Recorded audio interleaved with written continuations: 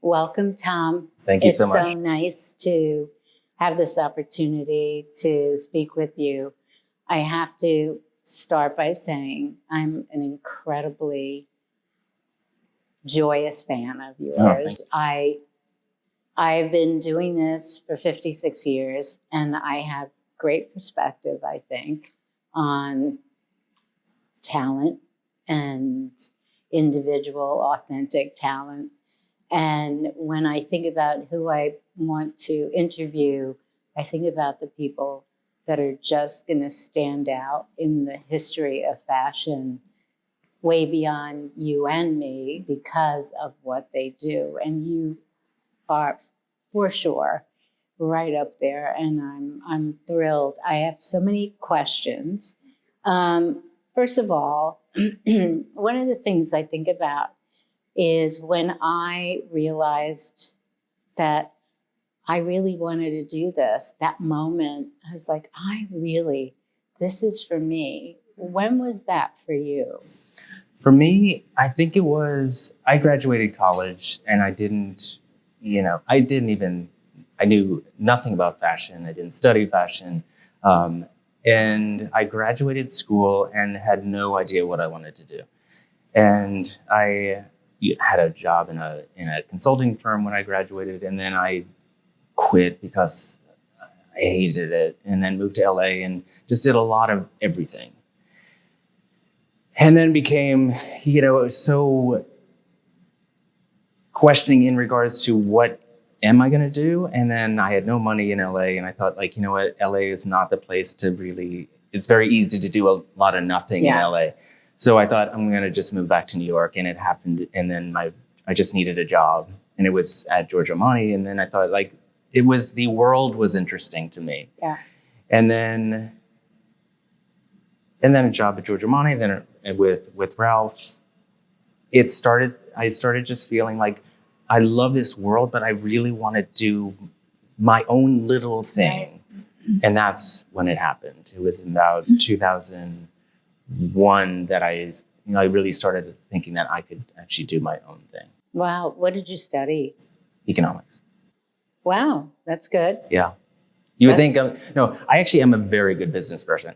But as we all learn when we start our own businesses and collections, that you have to actually be a good business person. I love the fantasy, you're a designer, you don't have to worry about business. It's like, I'm sorry, you do have to worry about your business. As creative as you want to be, you have to know your business as well, if not better than everybody. Anyone. Yeah. So true. Yeah. I mean, I didn't think that I had a gene in me that would be a business gene.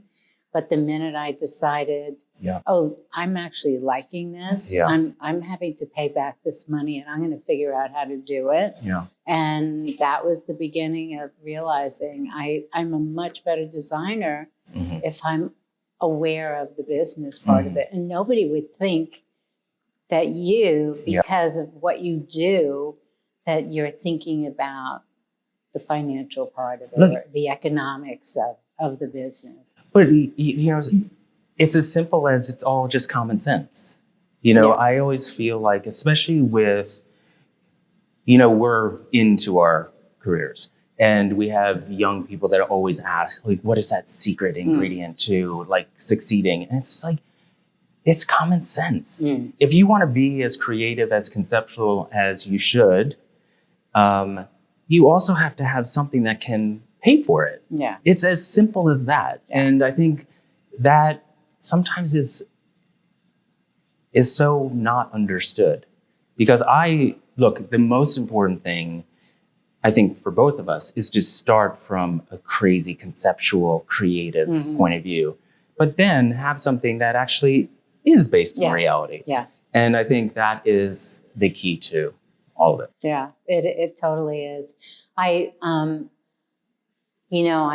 looking at you as you're speaking, and I'm seeing all of these images that you've created for people, and how amazing everything about it is, from the germ of the idea of it to the presentation and the theater of it all, the magic.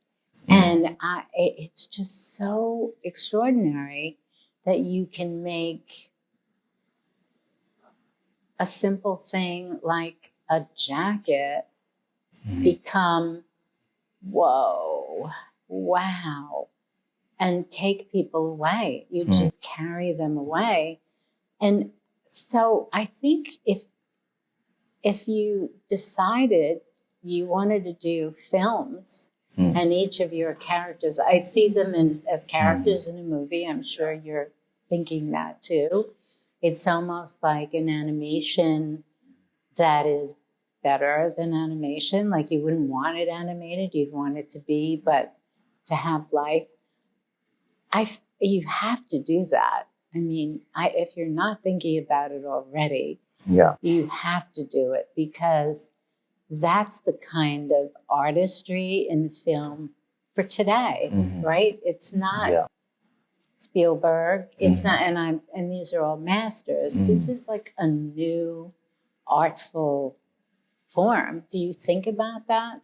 Yeah, I mean, I think, but you also have created a world, and this is why you're the icon that you are. You know, you have always put images in front of people that starts a conversation or makes people see things differently. And that's how I approach my collections. I approach them from point of view, it's like, I really don't care about selling any of this. I want to create just beautiful images, beautiful story that, sometimes are more provocative than others. Sometimes it's just for the sake of being beautiful. And then sometimes it's, with what's going on in the world, you do want to engage and make people see that, fashion is not just fluff. We do affect a lot of what's going on in people's minds. People don't realize, but we actually touch everyone every single day. Yeah. But with my shows, I want to create a story that makes it even just worthy of people's time. It is just so special. And I think the idea of carrying it into many mediums is so perfect for you and different for every one of us, right? For me, I remember doing a series of films in the 80s where I took my collection and I would write these stories. It was sort of pre-Sex in the City.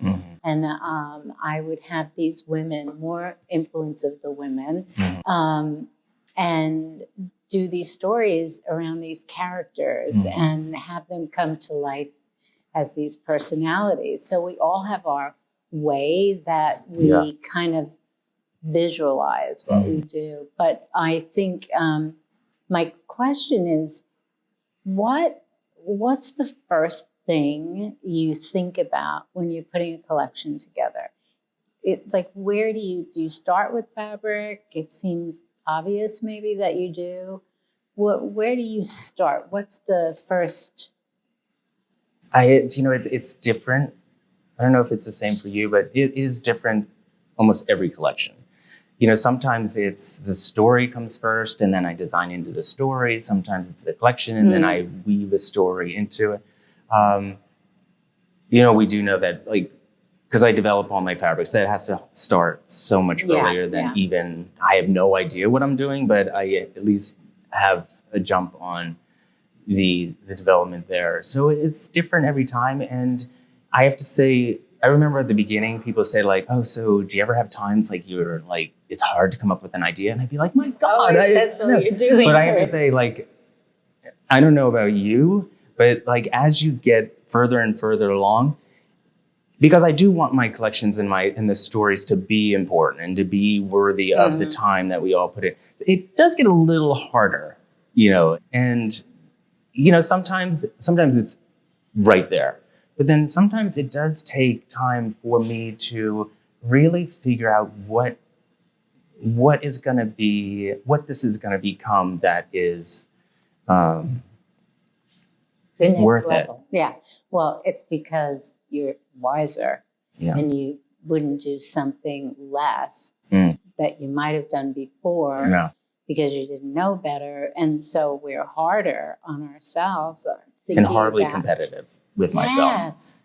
Like everyone, after each collection and show, I have days of depression because I'm like, wow, that was really good. How am I going to do something better than that? Yeah. And then, well, I have to. So you kind of just jump in but I'm horribly competitive in regards to this one has to be better than the last. And then the next has to be better. And that's where I think the athlete in me is. It's always like kind of pushing forward. So are you an athlete? I swam through college. I knew through it. School, See, I am a big believer in the fact that people who compete physically are the best performers in what they do, which is why I have workout here.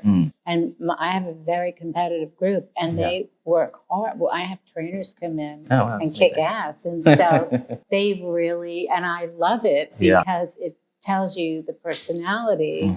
If you, so competitive swimming, my God, that's awesome. That's so great.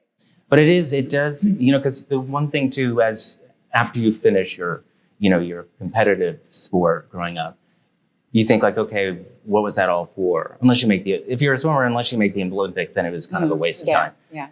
But I do realize like I still have that in me. And now I have it in work. I mean, I challenge myself. I challenge, unfortunately, everybody at work. I know. It's true. Unfortunately, they have to.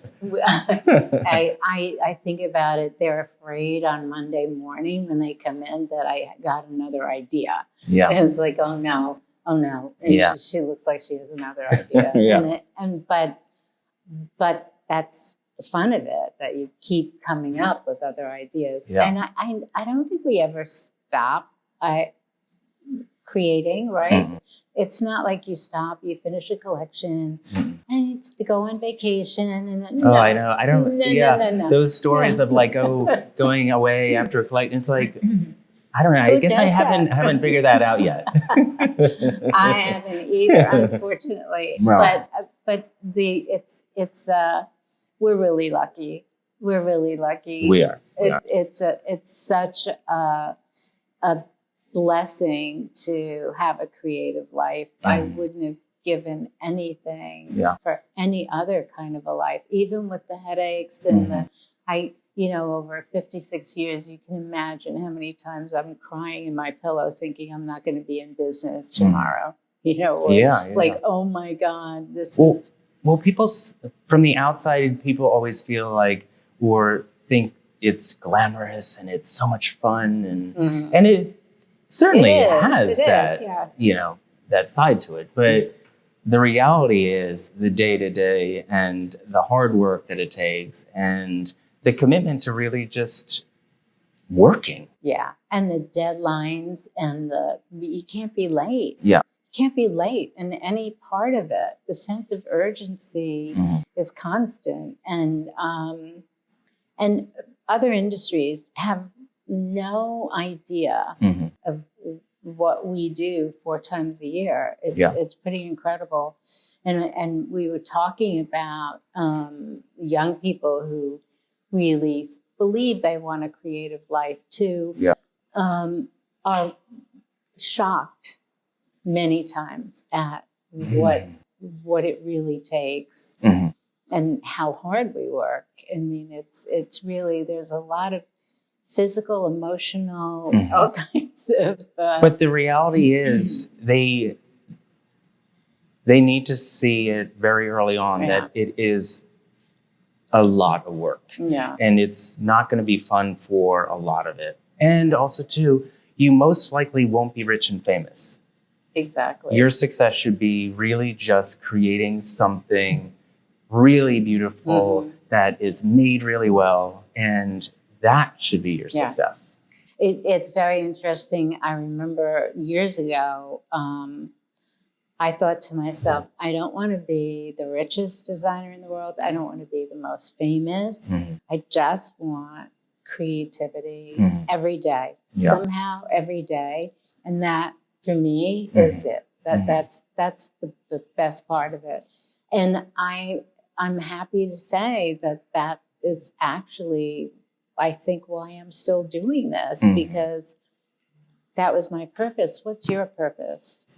I want to be, what I want my legacy to be is to be a designer that is whatever the size is, but I'm very competitive, so I want it to be as big as it can be. Right. But I also want to be I want to also, that's not good. I also want to be collected by museums. So I want that to be my I think legacy. that's an easy one. You know, when you say that, I was thinking about Jordan Roth, and I'm friends with his mother and his father, and I'm thrilled that he has taken on this modern day role that the socialites who collected couture and had these beautiful collections, and that he's doing that, and that he is the version of our time, and he's doing it brilliantly. And I think you were so pivotal for him.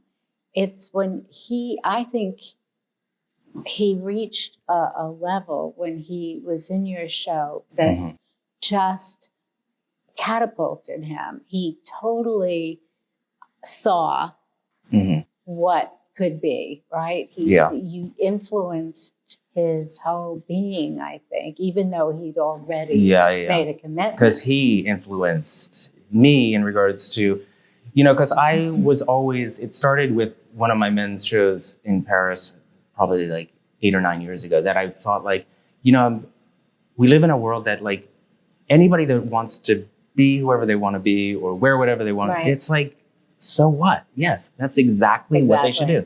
So I called it the Why Not collection. And I put men in what was traditionally looked at as women's, but very classic jackets and skirts. And so it looked really odd because they were in like basically like men's suiting fabrics I know. It was just so good looking. Yeah. And from then on, I just thought like, my collections aren't men's and women's anymore. They're just like beautiful clothes for men and women. And then really getting to know Jordan was like, he embodied that whole ethos for me. So, I mean, it was so easy for me to want him to be in my collections because he really was. He's so committed to it. And I interviewed him for a podcast sort of at the beginning of when he was doing it. And I was really excited because I felt that there was something missing in our industry or in sort of our world. And he really embodied what it should be or where it could be. I remember in the 70s, I had a customer base that was split men, women. We looked at the receipts every day. Half exactly. And it was unbelievable, right? And I, of course, loved it. I mean, I got so excited when I saw the styling that was happening on different body types. And it just like blew my mind. It opened doors in my head that I never thought were really going to be possible. And I had groups, I had all types of musicians and dressing in dresses and friends, and it was great. And it was done with art. I mean, it was done beautifully styled and in every way you can think of. And then when AIDS came in, all of that shut down. It totally ended, and it was just going to be a different world. And I felt so sad. I felt there was a creative part of my head that I felt sort of died and didn't, and plus friends and a really hard time. And then in the last probably 5 or 6 years, it seems out of nowhere. I mean, the most amazing pictures I would see on social media, and like, wow, I'm so excited. This is truly what fashion should be. Yeah. It should be you wear whatever feels right, looks right. Yeah. And there's a difference between drag and there's a difference between interpreting fashion. And so there are all these nuances, but when it's done, and I remember that collection because it was like, whoa, what? It wasn't like, okay, somebody's wearing one of my big ruffled skirts with nothing on the top or a t-shirt, right? It's like, what the hell did he do? There's a blurred line here. And I'm like, oh my God. And the great thing about the collection too, because it was so subtle that it drove people crazy. Because it would be one thing if I put, the guys in like the big skirts, and then it would be understandable because it's like, okay, I get it. But it was like, wait, this is like what I wear. Yeah. But there's something off here. Right. And it's like, I don't get it. And I thought like that was so great. Yeah, it was really great. Yeah. It was really fantastic. I remember I've done a lot of stuff with Twyla Tharp, and I love working with her. And she did a dance, and I said, please, please, please let me put a dress on that guy. Please. She said, okay, Kamali. And I was like, it's going to be great. I promise you. And he just came out of nowhere, and people were like, what? And I thought, oh my God, if she gets a bad review because of this, I'll feel awful. And there were people that weren't ready for it in that dance world. They can be very sort of closed-minded, where you wouldn't think. Yeah. But this guy looked so amazing, this amazing body. Yeah. And then coming in and doing this spin with this skirt that just went on. And it just like, it's wonderful, right? Yeah. It's a wonderful Well, that's what we're supposed to do. Yeah. We're supposed to scare people a little bit. We're really supposed to start those conversations that, look, maybe sometimes we're even ahead of ourselves. But like, I'm sorry, we get bored. Like sometimes we just even just selfishly want to see it ourselves. Yeah.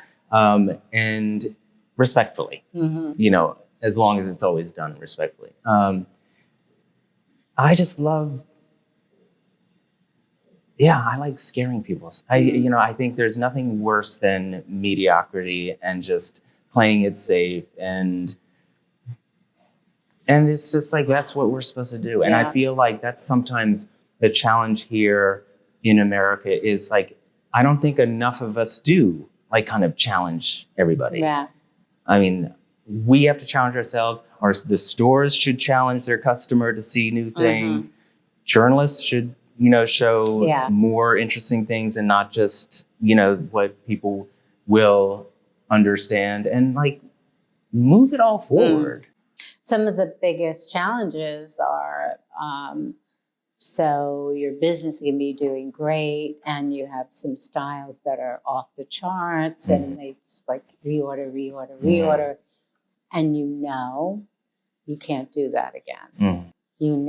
Sorry, not going to do that anymore. Got to do something different. Yeah. Not feeling, got to do it. And then you talk to your sales team and you're like, okay, how do I make them happy? And how do I take care of this? Because this is toxic if I let this happen. Yeah. And people don't understand at what point you have to stop and you have to make that change. And it's hard even for us when it's like, this is so great, and then it has to be different. And actually in the last collection, we did the whole collection, and I think it was with all of the stuff with Israel and everything that was going on in the world. There were so many things. I woke up and I thought, this collection's not right. this is not right. And we're about to like show everybody. And we did an installation here of 100 mannequins. And I came in and I thought, I don't know, they're going to quit when they hear what I'm going to do here. And I just totally re-merchandised the entire collection. I pulled things out that I didn't want to show. I did all of this. My sales team was like, "Are you kidding me? Do you know the business? This is so what people want. It's so saleable." I said, "No, it's not. I feel it is not. I cannot do that."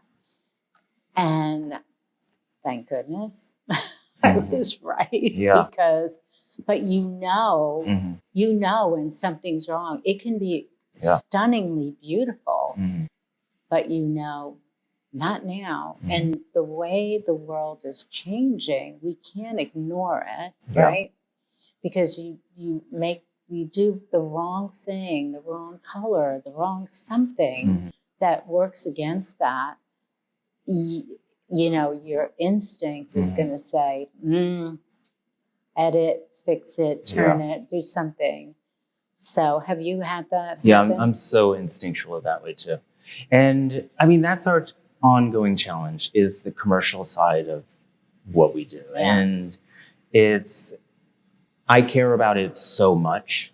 I care about, you know, how people see what I do, what people ultimately get to buy from what I do. And I think it's always going to be like our challenge with the commerce of what we do, because I want to make sure that they see everything that I do. I don't want them to see just the sweats. And I love the sweats, but I mean, the sweats are only interesting because of what the 40 things that I put in the show. So you have to kind of make sure that everybody sees the whole world, because the whole world needs the whole world. So when you were growing up, who is the most influential in your life? I mean, it probably was my mother. Yeah. In what way? Well, there were 7 of us, and there were 7 of us. And I would say, you know, with both my parents, but it was more my mother, because my mother she was an attorney and gave up everything for 25 years to raise us, and really raised us on her own, because my father was working. And it was just like, she was so just supportive in making sure that all she cared about, do well in school and do well in a sport. You know, really? She was like, make sure you like concentrate, and so that's what we did. And she was more competitive than all of us. And so she instilled in us that. And, you know, we all, you know, I'm the only non-professional in the family. And we're all, you know, have somewhat succeeded because of her. And, you know, it's the type of, you know, she's passed. And, you know, there were moments that, like, she never really got to see all of this. Oh, really? And I was the one that I think everybody worried about. Yeah, of course. And I would love for her to have been able to. But it was, probably Mom. Yeah, that's interesting. I think the idea of excellence in a home is the best gift you can give your children. My mother, again, was the same. Yeah. You have to have a good education. She believed, obviously, because she was very creative. She painted and made clothes and did hair, makeup. Like she was and if she would have been alive during my time, way more successful, because she was very outgoing, and I'm sort of, I like being behind everything. I don't need to be out there. I'm not comfortable there. Yeah. She would have been out there. And I was very lucky to see, in her mind, anything was possible. I mean, she was oil painting. We always had an easel with oil paint, sewing machine, fabrics, you know, people coming in for Marcel waves. I mean, that was the house I grew up in, and that influences Yeah. priceless. But that education was the most important thing, and excellence. And I feel to expect or to have a conversation with your staff about excellence or people you hire. There was a period of time I really worried that I could never say that word again. But I've been saying it more and more, and not with everybody, but it's appreciated by people again. And we're lucky that that's what was put in the early part of our lives. Where did you grow up? In Allentown, Pennsylvania. Really? Yeah. Interesting. So the furthest thing from this whole world, and you were so fortunate you had, a direct, inspiration in your mother, and mine was more indirect. The direct was the excellence and, wanting to be the best, and the best meant, the world, if somebody can do it, then why couldn't it be you? So for me, when I started, my father came to one of my shows. He was like, wow, this is really interesting. Who did all this?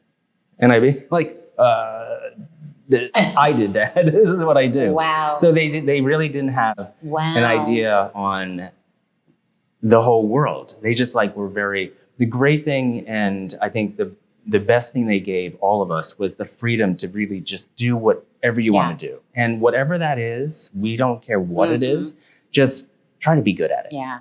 And not afraid. Just do it. I think you kind of have to be almost a little, I always feel like sometimes ignorance is bliss. I was just going to say. And you just kind of, totally. I don't know. I know. Why not? Why can't I try this? And I never thought I didn't think about any of this really. I just wanted initially this for myself. And then all of a sudden, 20 years later, here it is.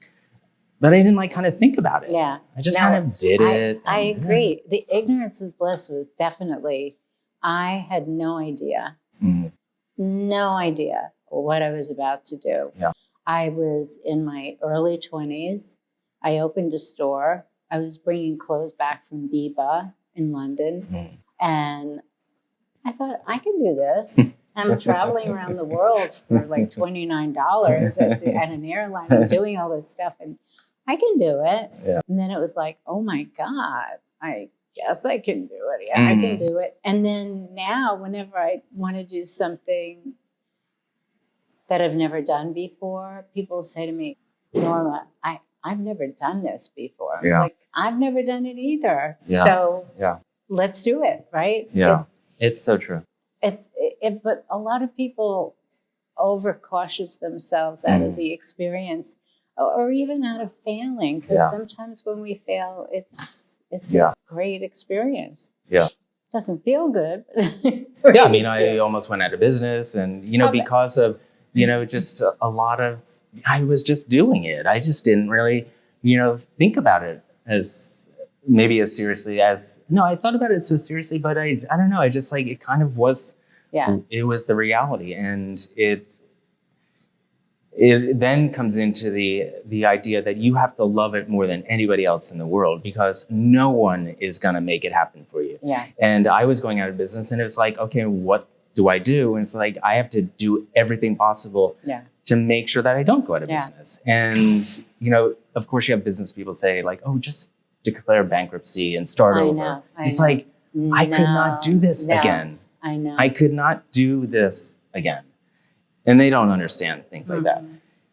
And so, I did everything, and then, it kind of went forward, and I figured it out. But it really comes down to those simple ideas of, just wanting to put the work in and loving it more. I love my collections more than anybody in the room seeing it. So I don't really care what anybody thinks, in a way, because when it's leaving, there's almost a tear in my eye, because it's wow, that is the most beautiful thing. And then, the next day, sometimes somebody says that's the most ridiculous thing. It's okay, well, I thought it was beautiful, but. It's so funny because I feel the same way. Sometimes I'll come in and maybe we do an installation and I'll come in early. I'm like, that is fucking great. I love that. And then then some people walk in and they look kind of like a little bored. And I was like, well, what do you think of that? And I was like, personally, I don't really care because I think that is new. Yeah. It's different. Like they don't know what I'm thinking, my experience. And then, but then when the collection is over, I have a different kind of experience. What's your experience? So you finish the collection. Then what happens? What's going on? Well, then the reality is, then it becomes, part of the world, and then the commercial team, steps in, and and you don't want to see what they're going to do. Then it becomes like, what?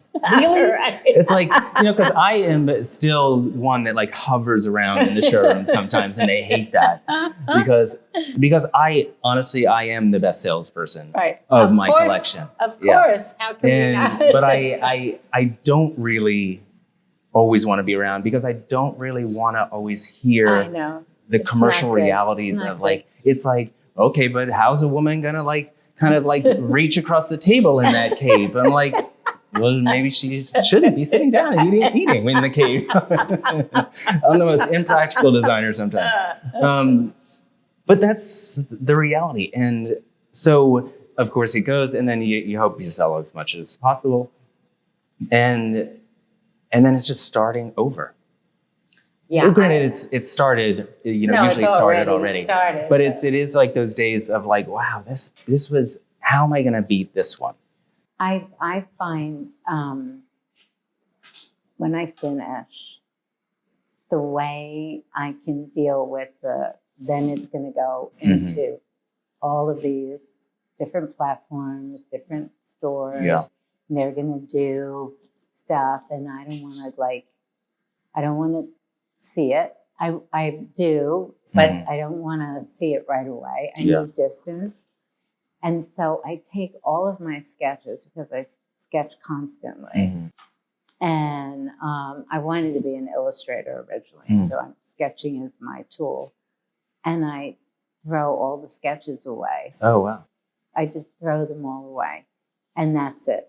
I'm done. Wow. Of course, I've seen people go in the garbage can. I know. We need to archive these. I said, well, give them to your kids. Yeah.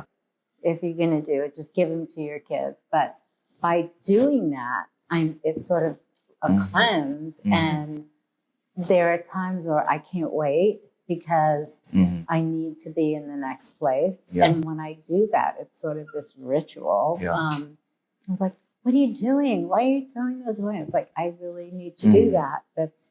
That's part of the process for me. But and you archive all of your collections.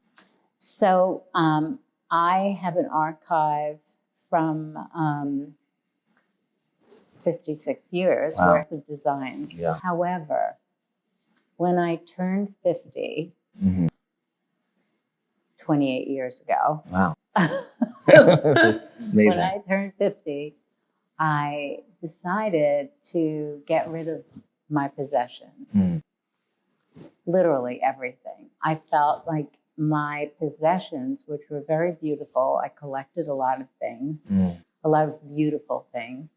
And I grew up with no money. I mean, I didn't, but I was able to finally have these gorgeous things. And I was sketching a collection, and I was looking around at this beautiful home and beautiful things. And I thought to myself, I have to get rid of these things.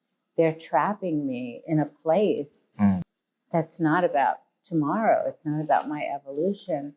So I literally had an auction at Christie's, sold all of my samples. Wow. From that were in a warehouse.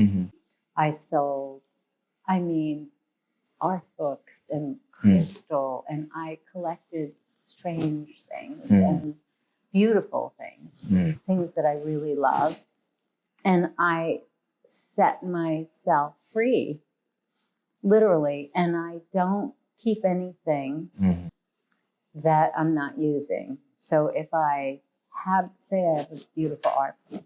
Now this, I would, I will experience this, Yeah. and then I'll think of who I want to give it to. That's so nice. And so my apartment is as minimal as you can imagine, severely minimal, I love that. not understood by a lot of people. So I don't have the actual samples. I constantly let those free. Yeah. But we have documented, whether it's sketches or photos or whatever. And so I put that into an archive, and then that archive now is going to be the future of this company. I'm very into AI, and I want to train it to design without me. Wow, that's amazing. So that's my goal. Wow. I've just announced it here with you. That's amazing. But that is, and I actually have at my desk now a setup. So every morning I'm going to train AI with my, it's very exciting. Wow. And I can do this because at 78, I don't want to stop doing, but I want to train this so that there's an entity that can use the authenticity of the brand. But I recommend that you do that. That sounds good. I recommend that you do that, because if it's one designer who has season after season, not a designer for 2 years or 3 years and that kind of in and out, but the purity of a designer, and there aren't a lot, as you know, you're a candidate for this, and it's something to think about. Having an archive that can be a part of that installation or those things, that would be incredible for you. Incredible. I'll tell you all about it. Yeah. I'll give you I don't know. I still don't understand it fully. You can. Yeah. Believe me, you can. You're not everybody can, but I'm positive you can. I even took a course in the summer at MIT on AI, because I believe there's a real possibility of things for fashion. Yeah. Not for everybody, but I think in this particular case, you, me, other people could really benefit from it. Yeah. Yeah, it'd be interesting to see what AI would create for me.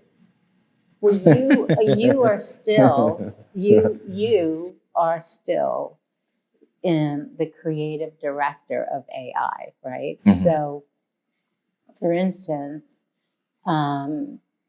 say I have all of my swimsuits, and I want to have it designed using me as an influence, right? Using my history as but sometimes I do look at things I've done before, and I see it in a new way or whatever. The prompt you put in, the information you put in, is your creative mind, which is what you might tell yourself when you're doing a collection. But now you're prompting your archive through AI to come up with designs. Wow.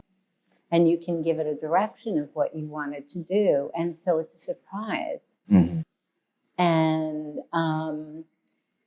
then there's the aspect of bringing it to life, giving it a soul, right? Which you can do. Yeah. I can do with this, and a human being has to do.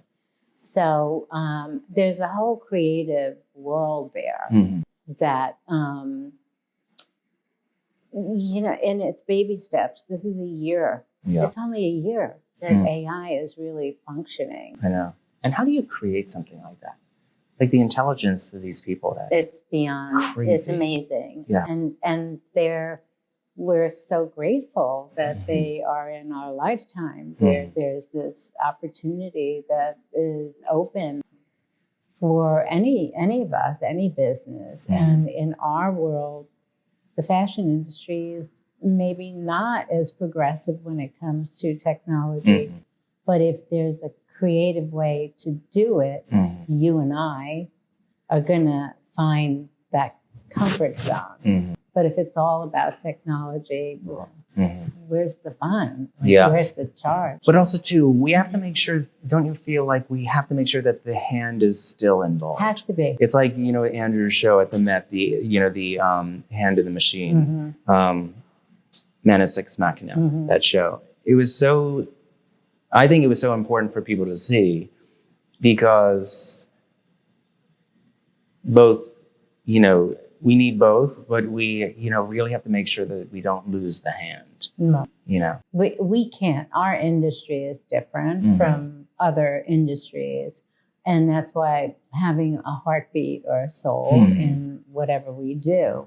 I mean, all of your collections are living. I mean, they're breathing and they're living. They have a heartbeat.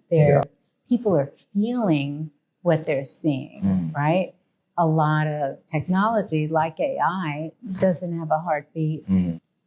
Nobody's feeling that. In fashion, we're going to wrap our clothes around people's bodies. They're going to feel it. They're going to feel the message you send, right? So it's an interesting new sort of direction. And I think the dream of seeing installations of your work, think about the future of how people will have this, but then add that AI technology, add all of this other dimension. There's another platform for you, not just film or theater, but this is like the theater of the future. And what you do, I think, breathes. So nobody's going to take the soul out of that. It's just not happening. What's do you have, I know it's very hard because I can't say that I have any favorite pieces or favorite experiences when you're doing a collection. Like there's no one piece that you're going to say I love or this was good, but what favorite experience sort of changed the direction for you or opened the door that showed you another kind of dimension of what you can do? And I think every collection, because in casting, I always put the girls and the guys and the girls in just my classic gray suit. And I think every time that happens, it just re-emphasizes, wow, I still love that gray suit. Yeah. And it's 20 years later, and it hasn't changed.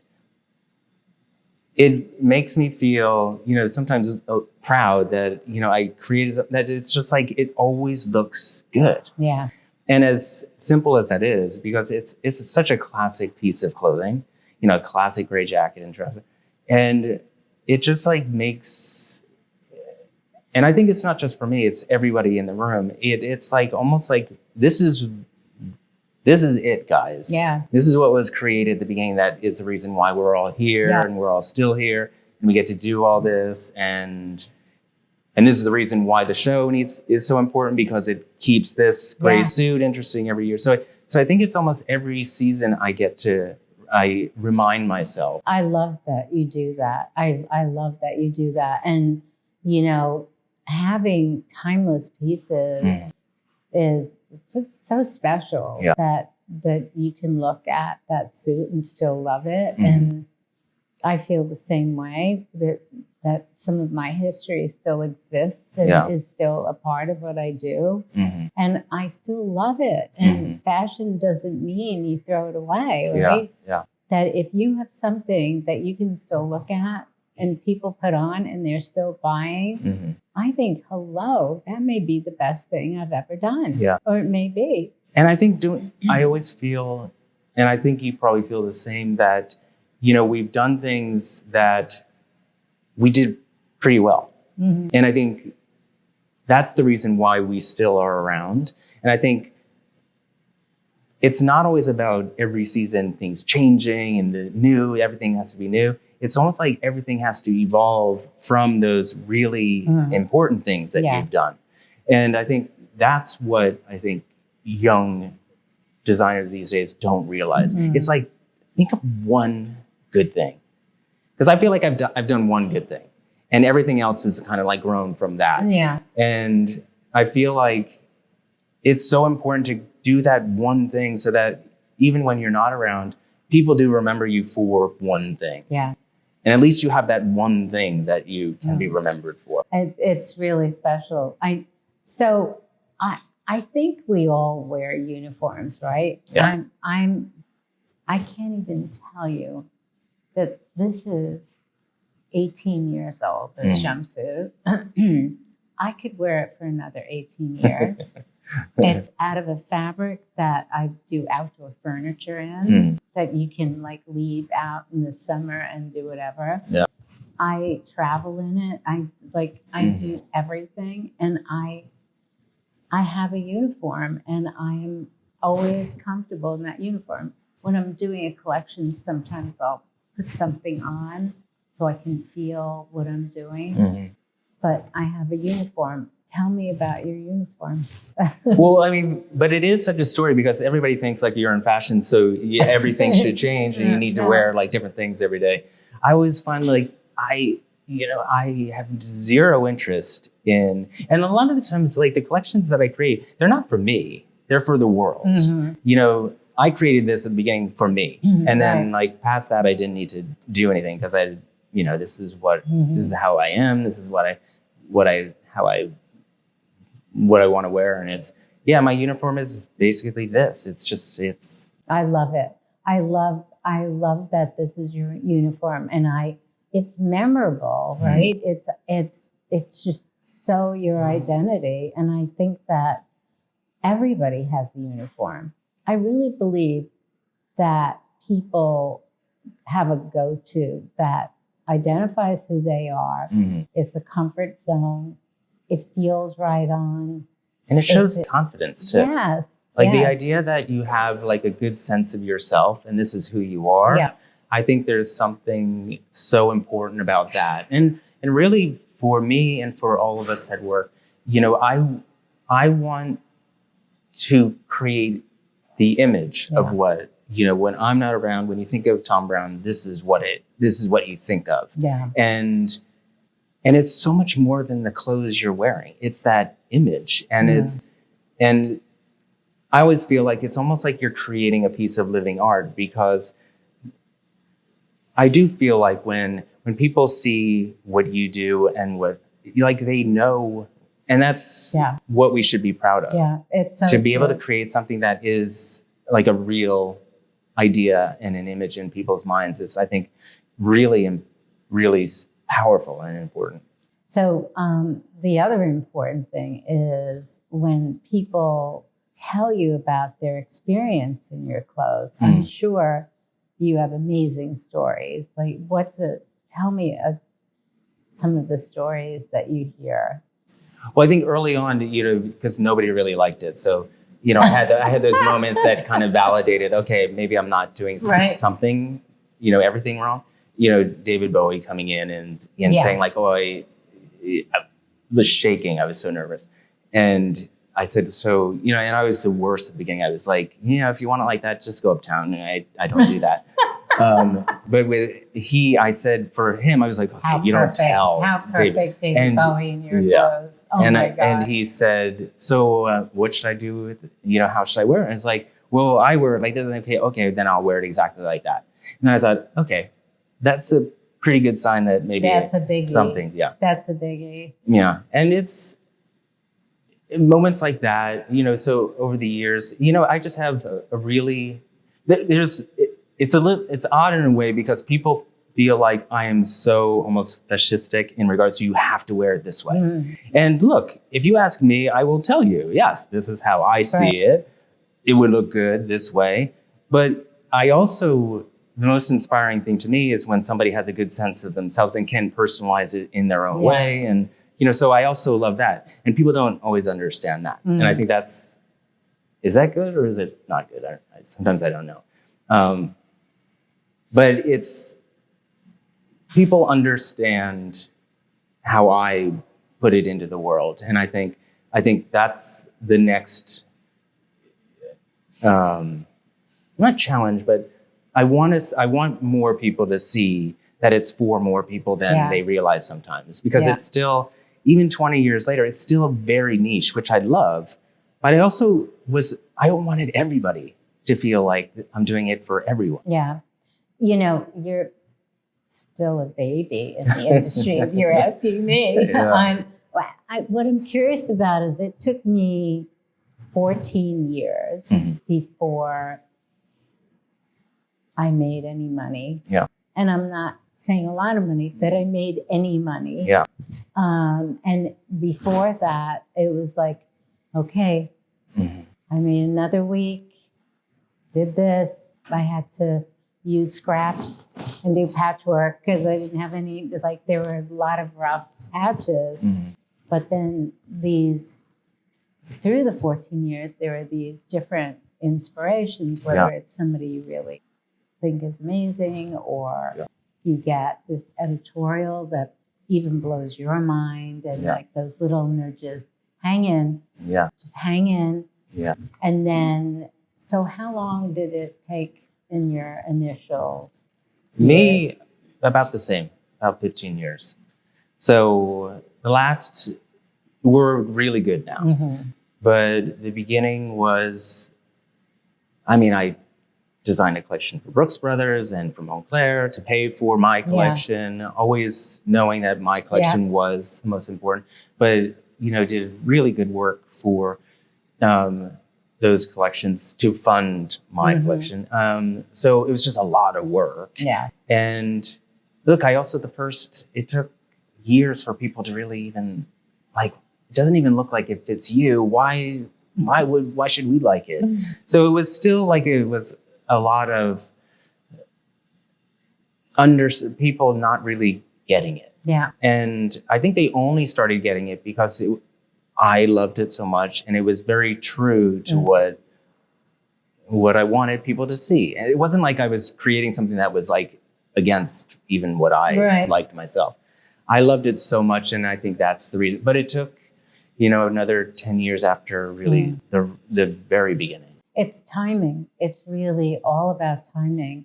And especially if you're doing something different, that people have to sort of like register. Yeah. And they're so used to seeing something that they've seen before and making a judgment that, but if it's totally new. Yeah. I remember having buyers.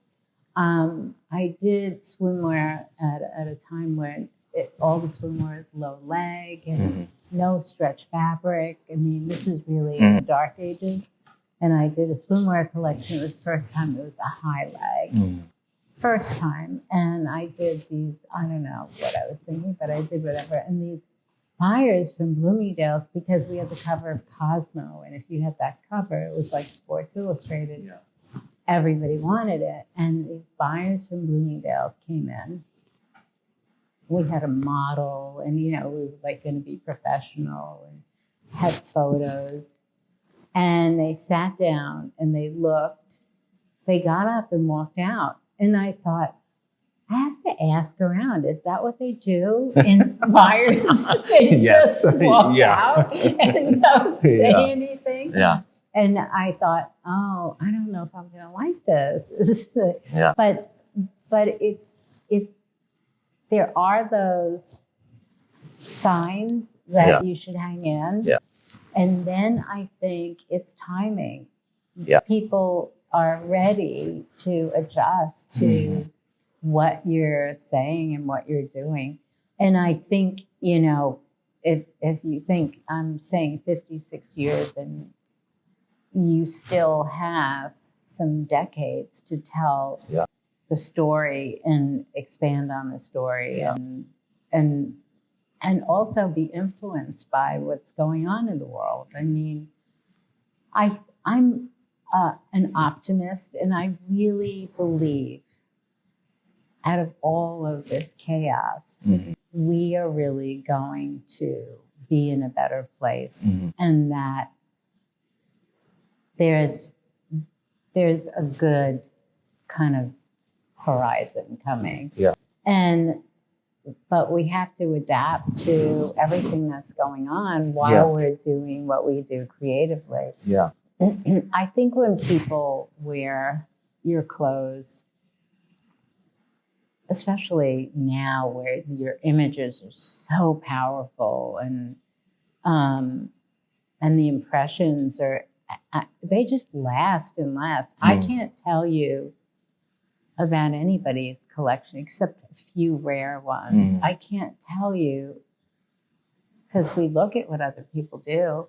I can't forget yours. No, I just can't. Thank you. And I think it's because I'm sort of an expert, and I know what to appreciate. And if time made me that expert, then it did. But there are some collections that just stay. And the fact that that's what you do is just such a powerful privilege that you have, really, to be able to do that for people. It's extraordinary. I'm so impressed with what you do, and I'm really looking forward to everything else you do. And I really hope in my heart that you're going to make a film and do a film with your characters. Just seeing them on a stage, even just in that venue, but seeing them in a film with a story, wow. Well, I mean, coming from you, it's such an honor coming from you because, at the beginning, like I said, you are really one of the icons that have created what we are all benefiting from nowadays here in America, in our world. And it's nice to hear because I do care so much about doing something important. Yeah. I don't really want to just make clothes. Yeah. And of course, I love making beautiful clothes and I want as many people to wear it as possible. But to a fault, sometimes I just want to do something that is important enough that matters. Yeah. And I do care so much. And that's why I really kill myself in regards to the collections. And the clothing piece of it is, sometimes it's very easy. It's how I want people to see it that is sometimes a real challenge because I want it to be important. I think the presentation is just another level of your talent, and it's just, there's so many levels of it that I'm putting it out in the universe that there should be films by you that really tell stories. Because I do feel like every collection is a story, and it really just comes down to having the time. Because I'm so focused on making sure that maybe I'm just not a multitasker. Maybe I'm lazy. But you get people who really understand what you do, and you must be a good director because of what you do. And I think if you're providing all of this extraordinary beauty and adventure, well, I'd like to see your movie too. My movies are so different from your movies. My movies are, because I'm invested in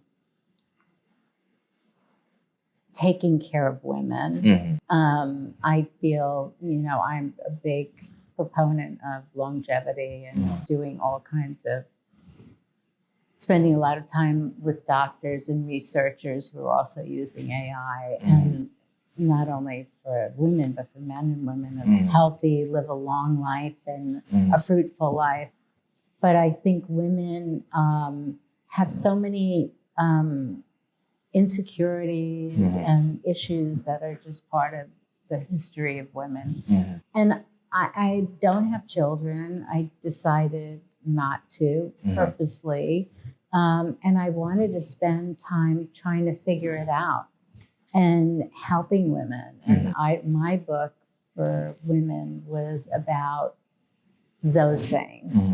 And so my purpose is wrapped up in, I want you to feel good, but I want you to feel good inside, and I want you to feel good in your head.